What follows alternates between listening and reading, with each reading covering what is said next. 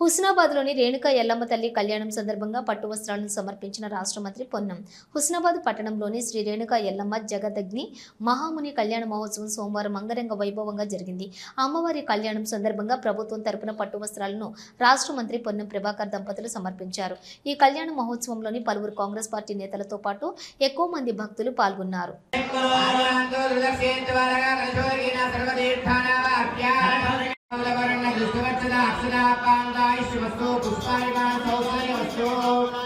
చక్కగా మొదలు చేతులు జోడించి అమ్మకు నమస్కారం చేసుకొని గోత్రం చెప్పుకోండి. నానా గోత్రోద్భవస్య నానా నామధేయస్య సహ కుటుంబానాం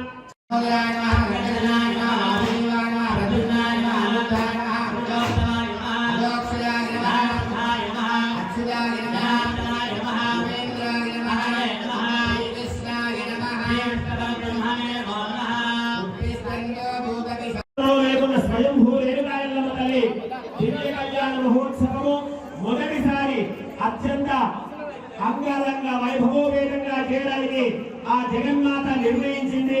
కావున మనం ఈ యొక్క కళ్యాణ మహోత్సవం పౌర్ణమి అంటేనే అమ్మ ప్రతీక శ్రీ రేణుకా ఎల్లమ్మ దివ్య కళ్యాణ మహోత్సవాన్ని చేయడానికి నిర్ణయించడం జరిగింది. కావున అందరూ కూడా దయచేసి కూర్చోవాలండి. అందరూ కూడా సావధానంగా కూర్చోండి.